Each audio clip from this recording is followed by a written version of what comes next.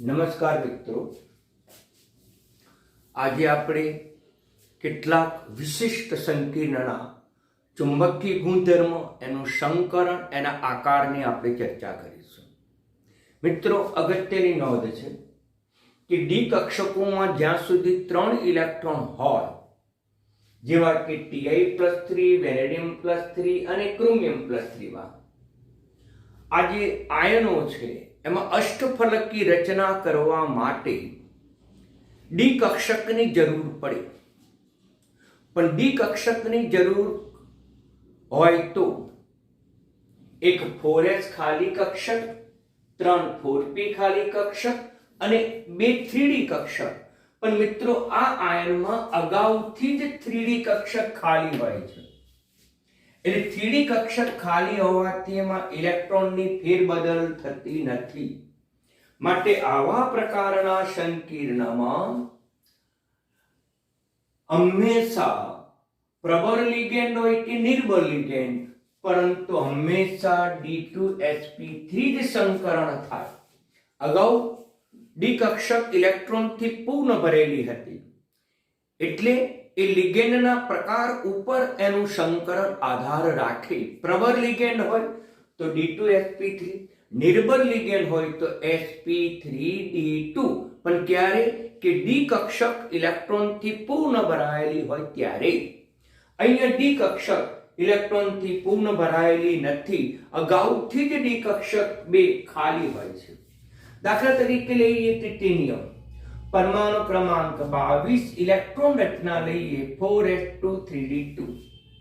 તો Ti+3 લઈએ તો આમાંથી 3 ઇલેક્ટ્રોન ચાલ્યા જાય, 2 4s માંથી અને 1 3d માંથી 3d1.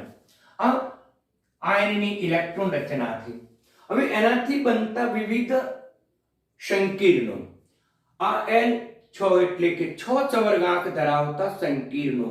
આ 6 છે, પણ અહીંયા L એક દંત લિગેન્ડ છે, તટસ્થ લિગેન્ડ છે, H2NH3. બીજા પ્રકારનું લિગેન્ડ લીધું, -3 સ્પીસીસનો વીજભાર -3 આવ્યો, તો જ્યાં એક દંત ઋણ લિગેન્ડ આ બે હોઈ શકે. તો પછી આ બંને પ્રકારના સંકીર્ણમાં ભૌમિતિક રચના કઈ, સંકરણ કયું? મિત્રો, અહીંયા અષ્ટફલકીય હંમેશા આકાર રચાશે. અષ્ટફલકી આકારમાં 6 કક્ષકો વચ્ચે સંકરણ થવું જોઈએ. અગાઉથી જ ડી કક્ષક ખાલી છે, એટલે આ 2 3d કક્ષક, એક 4s કક્ષક અને 3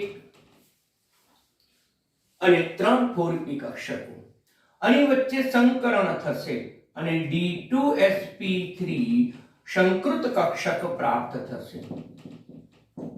અને આ સંકૃત કક્ષકમાં ઇલેક્ટ્રોન યુગ્મ લિગેન્ડ દ્વારા ગોઠવાશે. લિગેન્ડ ઇલેક્ટ્રોન યુગ્મ ખાલી કક્ષકમાં દાન કરશે, એટલે આ પ્રકારની સંકીર્ણની ઇલેક્ટ્રોન રચના થશે. બંને સંકીર્ણની ઇલેક્ટ્રોન રચના આ જ થશે, જ્યાં n બરાબર આપણે લખીશું એક અયુગ્મિત ઇલેક્ટ્રોન છે અને એ પોતે હંમેશા કેવો ગુણધર્મ ધરાવે? અણુચુંબકીય ગુણધર્મ જ ધરાવે. અગત્યનું વાક્ય છે ને, મુક્ત આયન જુઓ. આ એનો મુક્ત આયન છે. આ મુક્ત આયનમાં અને સંકીર્ણમાં અયુગ્મિત ઇલેક્ટ્રોનની સંખ્યા સમાન છે, એટલે કે એક જ છે. તેથી મુક્ત આયન હોય કે પછી સવર્ગ સ્પીસીસ હોય તો પણ એની ચુંબકીય ગુણધર્મ સમાન જ છે. અણુચુંબકીય ગુણધર્મની ચાક માત્રાનું મૂલ્ય 1.73 bm થશે, તો અણુ પણ ચુંબકીય ચાક માત્રાનું મૂલ્ય 1.73 bm થશે. આમ મિત્રો, આ મુક્ત આયન હોય તેમાંથી સંકીર્ણ આયન હોય ત્યારે એની ચુંબકીય ચાક માત્રામાં ફેરફાર થતો નથી. અગાઉ ગઈકાલ સુધી મેં જે સંકીર્ણો તમને સમજાવ્યા હતા, એ સંકીર્ણમાં મુક્ત આયનો અને એમાંથી બનતા સંકીર્ણ સ્પીસીસમાં ચુંબકીય ચાક માત્રામાં તફાવત હતો. જો નિર્બળ લિગેન્ડ હોય તો મુક્ત આયન અને સવર્ગ સ્પીસીસમાં ચુંબકીય ચાક માત્રા સમાન. ફરીથી બોલું છું મિત્રો, બરાબર ધ્યાન આપો કે જો નિર્બળ લિગેન્ડ હોય,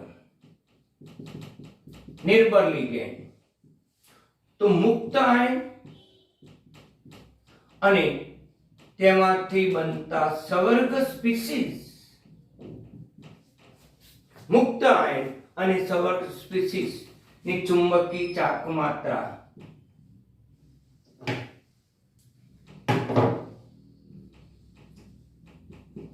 સમાન, પરંતુ જ્યારે પ્રબળ લિગેન્ડ હોય,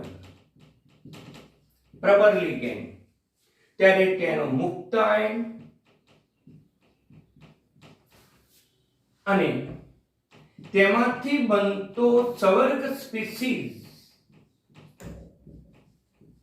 ની ચુંબકીય ચાક માત્રા ભિન્ન. કારણ કે નિર્બળ લિગેન્ડ છે, ડી કક્ષકના ઇલેક્ટ્રોન યુગ્મિત થતા નથી. જ્યારે પ્રબળ લિગેન્ડ હોય તો ડી કક્ષકના ઇલેક્ટ્રોન યુગ્મિત થાય છે.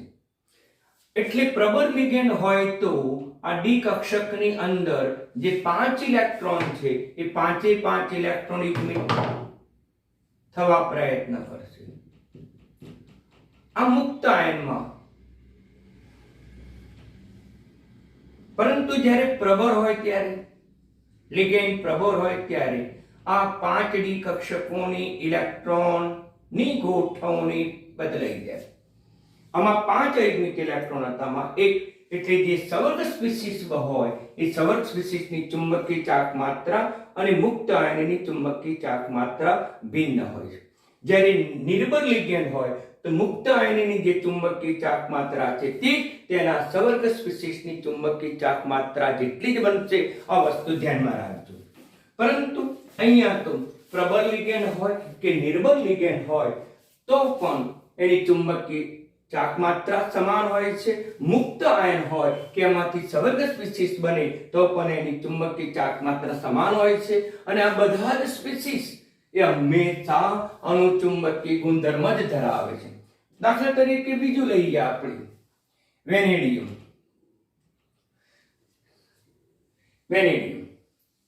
વેનેડિયમનો પરમાણુ ક્રમાંક છે 23. એટલે ઇલેક્ટ્રોન રચના થશે 4s2 3d3. મિત્રો આપણે આગળ આર્ગોન લખતા નથી હવે, તો પછી વેનેડિયમ +3 લો તમે. એટલે કેટલા ઇલેક્ટ્રોન દૂર થશે? 3 ઇલેક્ટ્રોન. એટલે થઈ જશે 3d2. બાહ્ય કક્ષામાં 5 માંથી 3 ગયા એટલે 3d2 ઇલેક્ટ્રોન રચના બનશે. એટલે ડી કક્ષકની અંદર 2 જ ઇલેક્ટ્રોન છે.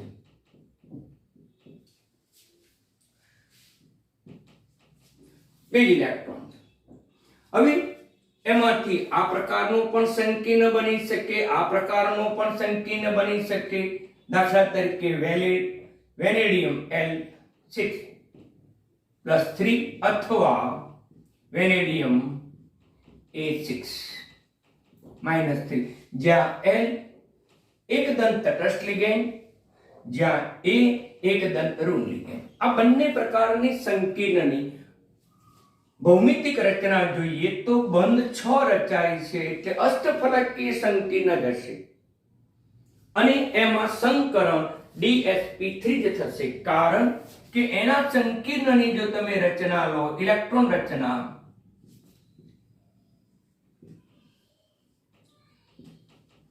આ 3d, આ 4s, આ 4p. હવે આમાં કેટલા ઇલેક્ટ્રોન છે? 2. હવે એમાં સંકરણ થવું છે તો અગાઉથી જ 2 ડી કક્ષક ખાલી હતી, અને 2 ડી કક્ષક ખાલી હોવાથી તે 2 ડી કક્ષકનો ઉપયોગ કરશે અને D2sp3 પ્રકારનું સંકરણ કરશે. અને એમાં L લિગેન્ડ અથવા A લિગેન્ડ ઇલેક્ટ્રોન યુગ્મનું દાન કરશે અને 6 ચવર્ગ બંધ ધરાવતું અષ્ટફલકીય સંકીર્ણ જ બનાવશે. હવે આ વિધાન ફરીથી ચકાસીએ. એનો મુક્ત આયન છે, એમાં અયુગ્મિત ઇલેક્ટ્રોનની સંખ્યા 2, બનતા સંકીર્ણમાં પણ અયુગ્મિત ઇલેક્ટ્રોનની સંખ્યા 2, માટે બંનેનો ચુંબકીય ચાક માત્રા 2.83 Bm સમાન આવશે. અને કેવો ગુણધર્મ? અણુચુંબકીય ગુણધર્મ. તો આમ આપણે મિત્રો સરળતાથી સમજી શકીએ છીએ. એ જ રીતે ક્રોમિયમ +3 લઈએ મિત્રો. ક્રોમિયમ +3, અને ક્રોમિયમ +3 નો પરમાણુ ક્રમાંક 24 છે. એની ઇલેક્ટ્રોન રચના થોડી વિશિષ્ટ છે, એટલે મિત્રો થોડી વિશિષ્ટ રચના હોવાથી તમે ધ્યાન રાખજો 4s1 3d5. હવે +3 એટલે 3 ઇલેક્ટ્રોન દૂર કરશે અને પોતે 3 ઇલેક્ટ્રોન જ્યારે દૂર કરે ત્યારે એની ઇલેક્ટ્રોન રચના બનશે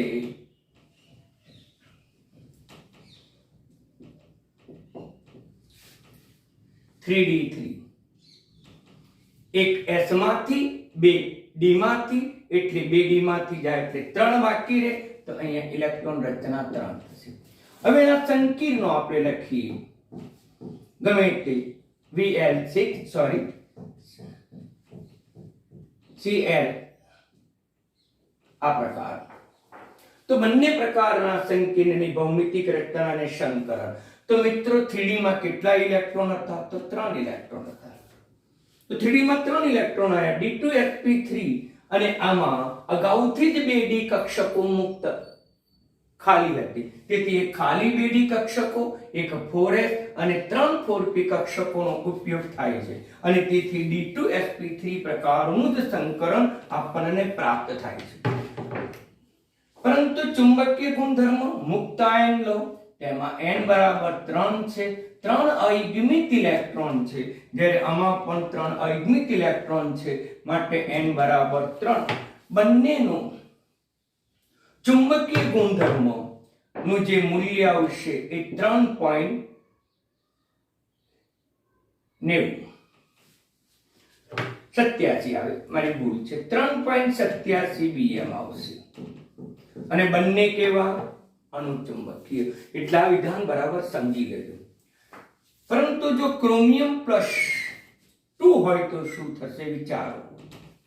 અગત્યનું છે, ઇમ્પોર્ટન્ટ. જો ક્રોમિયમ +2 હોય તો ઇલેક્ટ્રોન રચના શું થશે? આર્ગોન 18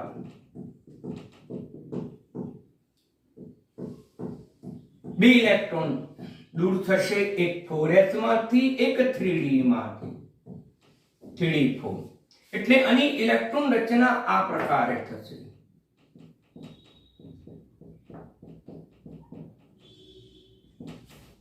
આમાં n બરાબર કેટલા? તો કે 4 અયુગ્મિત ઇલેક્ટ્રોન થશે. આમાં ક્રોમિયમનું કોઈ પણ પ્રકારનું સંકીર્ણ લો, પ્રબળ કે નિર્બળ, અથવા